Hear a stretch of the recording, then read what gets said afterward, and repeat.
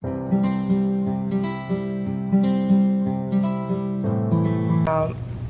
to AETCM, the emergency medicine channel. Shall we start? Yeah. 63-year-old female presented to the ER with complaints of palpitation. On initial 10-second assessment, airway was patent, no pooling of secretions. Breathing respiratory rate 20 per minute, and saturation was 97% in room air. Circulation, BP was 120/70, and pulse rate was 190 per minute, regular. GCS was E4, V5, M6, pupils bilaterally equally reactive, and temperature was 97.8 degree Fahrenheit.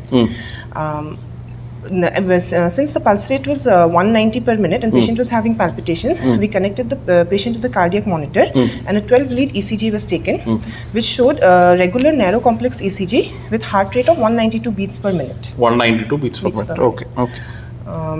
Since narrow complex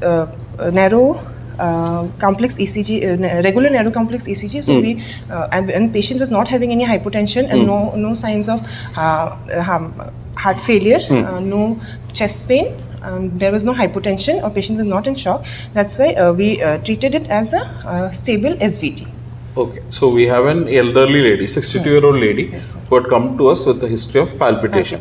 So when we assessed, she was hemodynamically stable, except for the tachycardia, she don't have any other problem. So what are the things that we say when the patient is having unstable? You said regarding altered sensorium, no syncope, altered sensorium. So this is a question. When patient comes with the history of syncope, whether we should take it as an unstable or stable. Patient has come with the history of syncope with tachycardia. My question is whether we should take it as stable or unstable. Stable. Unstable. That is history of syncope. We don't know what has happened. When the syncope is happening in front of you, you can take it as an unstable one. But right now the patient is stable. So that is what is most important. The patient is conscious oriented and she is able to give a history, then you can take it as a stable tachycardia. There was a history, no need to take it as an unstable. Unless and until you are witnessing it in front of you, she is unconscious and her heart rate is 190 or 200, then you can take it as an unstable tachycardia, or syncope is happening in front of your eyes, then you can take it as an unstable tachycardia. So one is altered sensorium or any syncope, then is the ongoing chest pain or any evidence of heart failure or hypotension. So shock, rather than I saying shock, I will say hypotension. Shock without hypotension can happen. So that is compensatory shock. So it is hypotension that the patient doesn't have any of these things. So these four things are out. So we label it as a stable tachycardia. So whenever a tachycardia happens in our ED, the next important thing, stable, unstable, and you followed with the ECG. So ECG, what was the ECG finding? So heart rate was 192 beats per minute. Okay. My question will be, how will you approach a tachycardia? Regular, irregular, wide, narrow. That is the thing that you need to tell. So whether it is narrow, wide. Regular, narrow. Regular, narrow, complex tachycardia. Regular, narrow, complex tachycardia. The next question, with P wave or without P waves? Without P waves. You couldn't see a P wave. So you are not able to see a P wave in any of the DD, or you are able to see P wave in between buried inside the QRS complex, or you are able to see a retrograde P waves. So ideally the P wave should be followed by a QRS complex. So as a general practitioner, SVT should be okay. But for an emergency physician, we should be able to differentiate between an AVRT and an AVNRT. So in sinus tachycardia is an SVT. Anything above the ventricle, that doesn't only mean that. Actually, when technically speaking, atrial fibrillation is a supraventricular tachycardia. But when we say SVT, the general intention is that it is either AVRT or AVNRT. So that is in our mind. So we need to tell whether you are able to see P wave or no P wave is seen, to differentiate it between an AVRT and an AVNRT. And AVRT is whether you will be able to see a P wave or not. Yes, AVRT P waves can be seen, okay, especially before the QRS complex. Sometimes before the QRS, but usually the classical teaching, when you say AVNRT, no P wave is actually the technical. Sometimes you can see retrograde P waves, or sometimes buried within the QRS complex. So that is the one difference that you need to look in for. So let's keep on that aside. So we have basically a patient with narrow QRS tachycardia who is stable in front of you, a 62-year-old female. Why I am emphasizing a 62-year-old female? A 62-year-old female and a 20-year-old boy or a female coming to the ED with the tachycardia, we have to think in terms of a common, because other one commonly SVT is, and we don't find any reason for an SVT. But whenever a new onset arrhythmia is there, the first thing that we need to look in for is an acute coronary syndrome. ACS should be our differential diagnosis. Even if it is being in a 62-year-old lady, I wanted to first my differential whether that SVT is because of any of the acute coronary syndrome. So what do you need to do next? Sir, if since stable SVT, sir, we will try with the first carotid massage. Okay. So we before looking into the auscultation, yeah. So we auscultated for carotid bruit, and then there was no bruit. We massaged in the right carotid for around 5 seconds. After that, where will you massage? Where is the location for your carotid sinus massage? Between the angle of the mandible and upper end of the thyroid cartilage. In between that, okay, we massaged not too firm, like not with too much deep pressure, with firmly but gently. We massage for 5 seconds, and then we look if there is reverting to the sinus rhythm. And in this case, patient did not revert back. So after that, we tried vagal maneuvers. We asked the patient to blow into a syringe, 5 ml syringe, with full force so that the plunger gets pushed. Even after doing so, the patient did not get reverted. So after that, so we had to give the patient adenosine. Okay, so adenosine, what are the precautions that you will take before giving adenosine, or how safe is adenosine, and how you want to administer adenosine? So we asked the patient if she has any bronchial asthma or COPD history. She did not give any history. She's saying bronchial asthma is there, or what will you do? So we can give, but we have to tell her that she might experience bronchospasm while administering. Okay. It's a relative contraindication. That is one thing then. And so if she's, like suppose she's a bronchial asthma case, if she's on no theophylline or anything, we should need to ask because it has interactions with adenosine. Okay. Then we need to connect the... Not yet over. Adenosine. Dipyridamol, another Dipyridamol, drug, another drug. Then, again, what is the instruction that you give to the nurse? Loss of consciousness. Yes. Your crash cart should be ready. Your adrenaline, atropine, everything should be ready, because that patient, you should tell the patient she is going to have a brief period of unpleasant experience, that maybe for 10 seconds, less than 10 seconds, and maybe you should be communicating with the patient. That is one important thing what I have practiced. When adenosine is administered, they will suddenly feel a choking sensation. But once you are communicating with them, that feel will not be there to that extent. You can just ask some casual questions to them when adenosine is being administered. Then you ask the nurse to prepare the drug. And relative contraindication, absolutely contraindication, when you are seeing any background history of any WPW syndrome and all, you might prefer to avoid it. Maybe the drug of choice will be other agents like procainamide or ibutylide. We need to think over. But routinely, at time of tachycardia, we will not be able to see any pre-excitation syndromes. So when to see the pre-excitation syndrome, you need to take a normal ECG when the rhythm is in sinus. Then only you will be able to see a WPW pattern or a delta wave and all those things. When they are coming in tachycardia, it is difficult for us to say whether there is any accessory pathway is there or not. So you have taken this patient and you have given adenosine. What instructions that you will give the nurse? The cannula should be put in the antecubital fossa, okay, or proximal to that.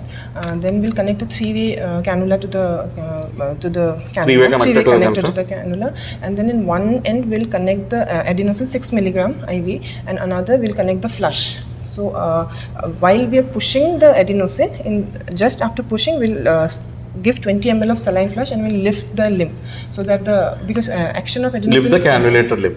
Lift the cannulator limb. Because adenosine is very short acting. Within 10 seconds, it should reach the heart. So that is the reason why you are doing. And 6 mg didn't work. What will you do next? We'll go to 12 mg. 12 mg also didn't work. Then we can have to cardiovert the patient. We can also give another 12 mg. Then we can have... See, there are two guidelines. As per the ACLS guidelines, 12 is done. You are not done, you have to go to the next agent. But the next thing is that when you are going for the UK guidelines, you can give one more 12 mg. That is the ALS and ACLS differences. So depending upon your appearance for the exam, you need to write accordingly. But when the patient is not reverting, or suppose you don't have adenosine, you don't have adenosine, you can use any rate limiting agents like diltiazem, you can use beta blockers. You need to settle down the heart rate, or even amiodarone also can be tried. Preferably, there are now contraindications to start off any of these agents. So our aim is to get back the rhythm to the normal one, and usually with adenosine, very rarely we need to go ahead and need to try another agent, but usually adenosine, first dose or second dose, usually the patient settles. And if suppose the patient has got a central line or an EJV, then the dose will be half. half the dose is only required. And the next thing in pediatric, how much will you calculate? 0.1 milligram per kg. So 0.1 milligram per kg body weight, 0.2 is the second dose. So that is for your pediatric age groups. And once you give adenosine, what is the next thing that you wanted to do? Who all requires admission? Does all SVT require admission? Then, or what is the next step after getting to the rate control? You have to take a 12-lead ECG. That's the first thing. And you see for any accessory pathway, anything is there or not. Who all require admission, or how will you manage this patient? Whether they need any oral agents, oral beta blockers, oral calcium channel blockers for further follow-up. Usually we admit the patient for 24-hour observation. Ideally not required. SVTs can be discharged after observation, ideally speaking. But when you have an elderly age group with risk factors and recurrence of SVT and with the probability of an ACS underlying in between, and anytime she is unstable, she need to be admitted. But otherwise stable, you can dispose off from the ED. But preferably 24-hour observation is recommended. Depends upon the risk factors of the patient. And all patient doesn't need any of these agents, to prevent further episodes. But in some patients, when you are doing halters and you are seeing frequent VPCs, and there is a potential chance that they might develop a tachycardia, maybe a small dose of beta blocker or a calcium channel blocker, usually they will subscribe. But it's very not required very often, but maybe in selected group of patients, depending upon the Holter monitoring, they might recommend. But again, this lady, 64-year-old lady, I prefer to get her admitted and get a proper cardiac screening. Why she is developing any SVT, whether there is any structural abnormalities is there to the heart, whether it is an ACS. I would like to see her for 24 hours. And maybe it's a recurrent episode. Maybe we can put her on a small calcium channel blocker or a beta blocker, depending upon the drug's contraindication. So what was done for her? So she had a previous history of SVT in 5 months back. Okay. She was admitted and monitored for 24 hours. Okay. So ECG was done. Holter. Holter and echo were done, and it showed it was normal. But she was advised electrophysiological studies. EP study for further. And she came back in on another date, and radiofrequency ablation was done for her. This time radiofrequency ablation was done. So what are the problems with radiofrequency ablations? So radiofrequency ablation, why you want to do a radiofrequency? And you have an accessory pathway, you have to do radiofrequency ablation. So what are the anticipated problem with radiofrequency ablation? That's one of the deadliest, rarest of the complication that they can go in for a complete heart block. Because you are ablating the pathway. A normal pathway can get sometime ablated, and they might need a pacemaker for the life being, for the further life. So that is one problem with radiofrequency ablation. Suppose you said you are given adenosine, all the drugs, you said to cardiovert the patient. So still cardioversion is not functioning. So what are the other options? Especially for ventricular tachycardias, there is a rare recommendation. This is something called as overdrive pacing. Overdrive pacing. So that is basically for ventricular tachycardia. Since we are discussing tachycardias, I thought just I will say overdrive pacing means what? You have given all the drugs. Still the tachycardia is not settling. What you have to do, you put a temporary pacemaker and you set the heart rate. For example, the patient heart rate is somewhere around 150, 160.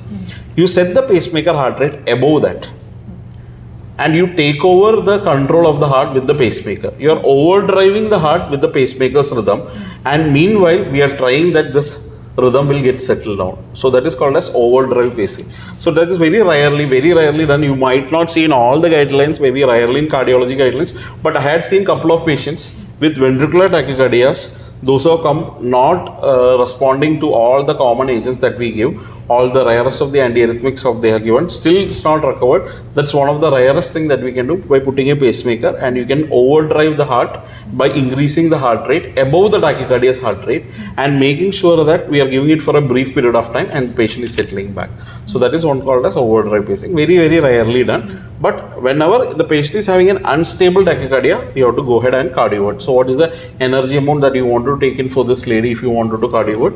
100. We can start with 50 joules. Maybe very low is required only for SVT, and much more for an atrial fibrillation. We'll go ahead with 200 joules. So that is in general, and you need to give procedural sedations also. So SVT, then what are the other investigations that you want to look for? Check always the electrolytes. The most important, potassium, calcium and magnesium.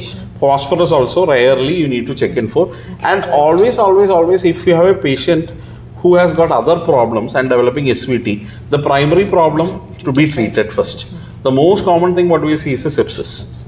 Or a sepsis can cause a myocarditis and all those increasing the heart rate. So you need to treat the sepsis. Without that, you don't chase behind the heart rate. You have to chase the problem first. So this lady is straightforward SVT, but you can have a lot of malignancy patients or COPD patients, especially coming to the ED with tachycardias. So in COPD patient, we will see more in favor of a multifocal atrial tachycardia, MAT. And in malignancy group of patient, we might see atrial fibrillation, or sometime we will see MAT, and sometime we will see SVTs also. So whatever be the reason, you have to treat that. Maybe hypoxia, you just correct the hypoxia, it will settle. You correct the sepsis, it will settle. Maybe it will take a longer time. But in this group of patient, our priority, we need to control the heart rate. Maybe we are not able to control the rhythm, but we will be able to control the heart rate by giving a small rate limiting agents like ivabradine, can be temporarily started, or you can start a small dose of carvedilol, 3.125 half BD. Why we are starting these things? Because the heart rate, if it is persistent, it can go into stress cardiomyopathy. So stress cardiomyopathy, in order to avoid a stress cardiomyopathy, we are starting a small doses of beta blocker. So that is also recommendation for sepsis patient. We can small beta blockers when the heart rate is persistently high. We can small rate limiting agents so that the heart rate can be controlled. Okay, you have anything else to add? So that is the overall briefing about your supraventricular tachycardias. Fine. Thank you.